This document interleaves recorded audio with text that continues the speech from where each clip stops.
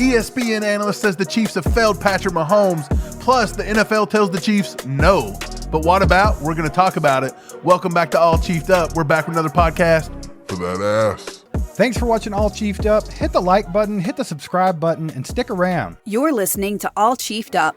ESPN's Dominique Foxworth, ex-NFL player, Steve, says, I watched the Super Bowl. That man, Patrick Mahomes, looked like a victim to me. The Chiefs lost their best offensive lineman, their guard, who was also their best tackle.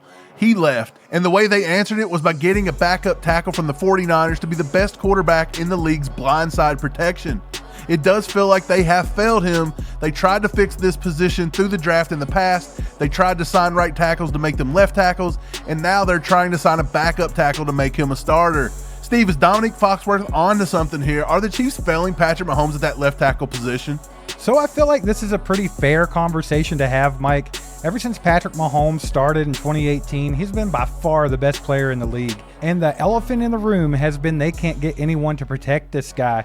He's been running around, making plays happen, but sometimes it's just too much. If you're watching the Super Bowl against the Tampa Bay Buccaneers and the most recent Super Bowl against the Philadelphia Eagles, there just wasn't nothing he could do except for run for his life. They've tried to draft some guys in the past few years, and none of them have panned out.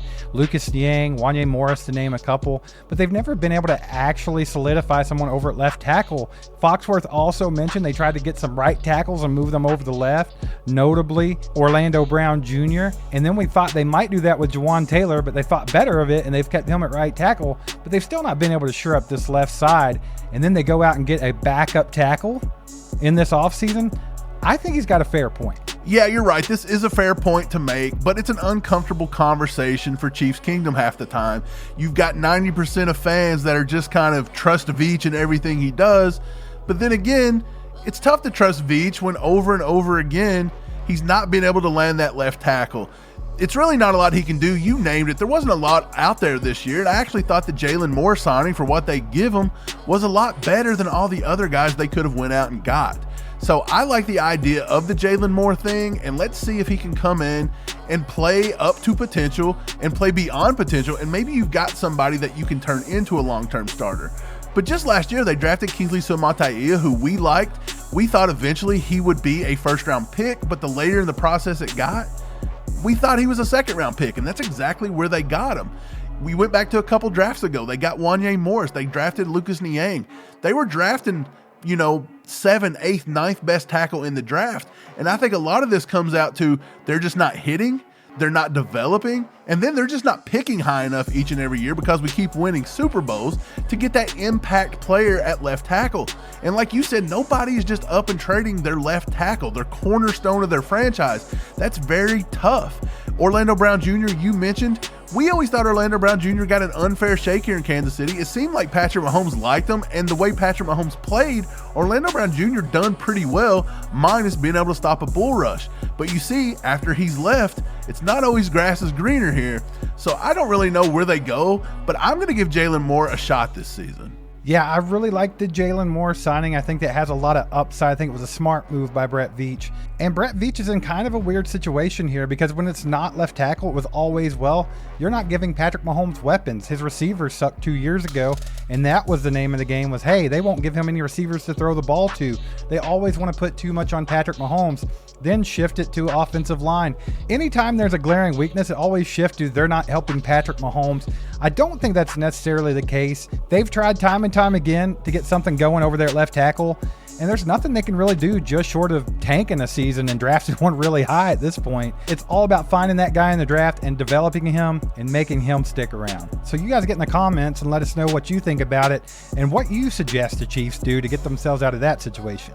Moving on, Mike Florio reports the NFL isn't likely to have the Chiefs or anyone else permanently host Christmas games.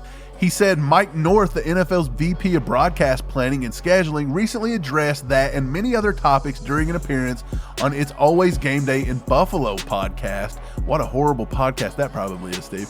Never say never, North said. Let's see what the next few years bring, but I don't think we're today going to commit to a permanent third host for Thanksgiving games or a permanent host for Black Friday or a permanent host for Christmas games. Steve, the Chiefs actually went to the NFL and said, hey, we'll be a permanent host for Christmas games. And the NFL looks to be denying that right now, saying that the Chiefs aren't always going to be good and they want the option to mix these games up.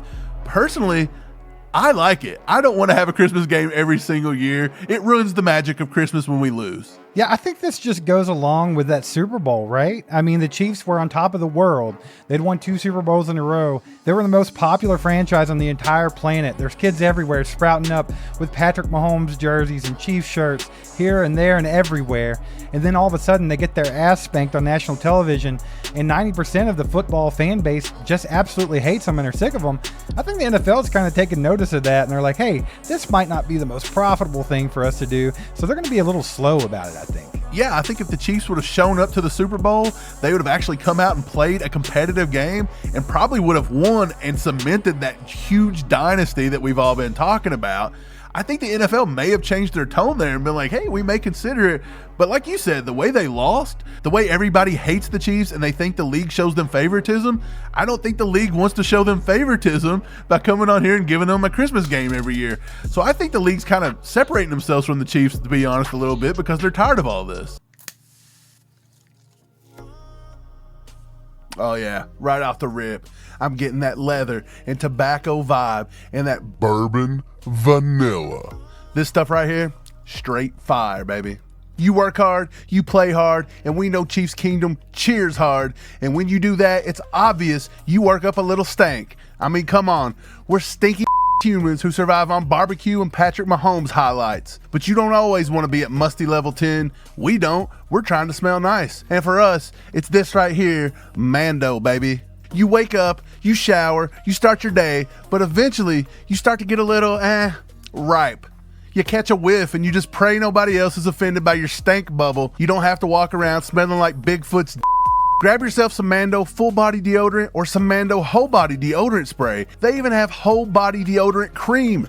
You have no reason to stink. We absolutely love Mando, and that's why we partnered with them to bring their goodness to you. Look, we're super big into fragrances and colognes, and this stuff smells fantastic.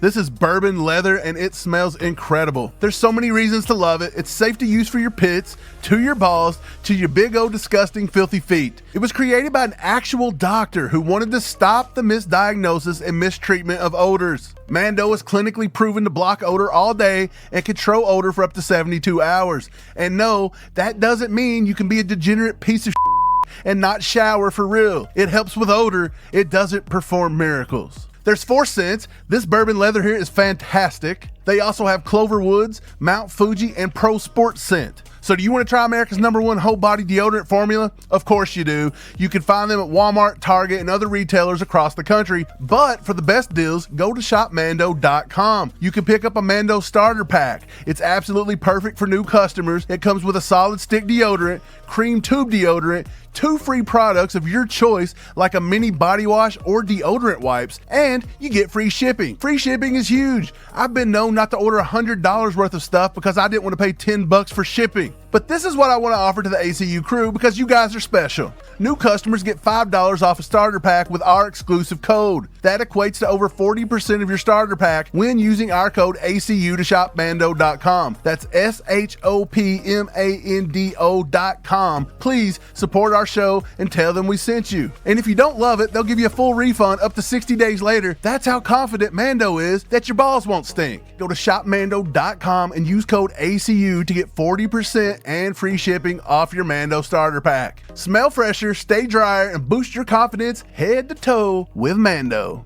Thanks for Mando for sponsoring this video. We got some Mando action quite literally for that ass.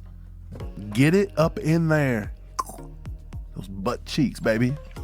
So some awful news on the NFL draft front. Ex-LSU wide receiver Kyren Lacy found dead at 24 years old. NFL draft hopeful found in Houston, Mike. This is a tragic story here. I know that Kyren Lacy 2 years ago was projected to be the top receiver coming out of his class.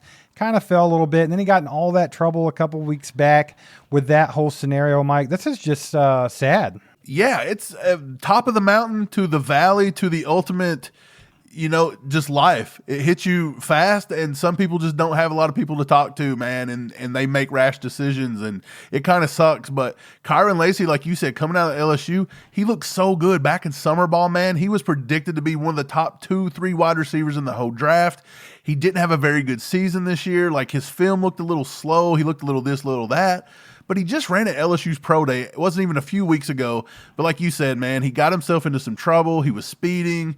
It resulted in somebody losing their life, and they planned on pressing charges on him. And he just backed himself into a hole, man. He felt like there was no way out. And, I mean, this is not the way you do it. So if you feel like this, go talk to somebody, I guess. But other than that, man, just a tragic story all the way around. And it's kind of going to taint the draft a little bit for us and the wide receivers, because we had a lot of people coming to us, Steve, and being like, review Kyren Lacy. Maybe the Chiefs could take him late in the draft. And, so a lot of people, this is really going to hit home for them. And this is where we pass it off to you, Chiefs Kingdom. Get down in the comments. Let us know what you think about the Chiefs and if they have failed Patrick Mahomes. Also, what can they do to solidify someone over at left tackle? That's going to wrap it up for today. Thanks for liking, subscribing, clicking that bell. Share this with a friend. Till next time, go Chiefs.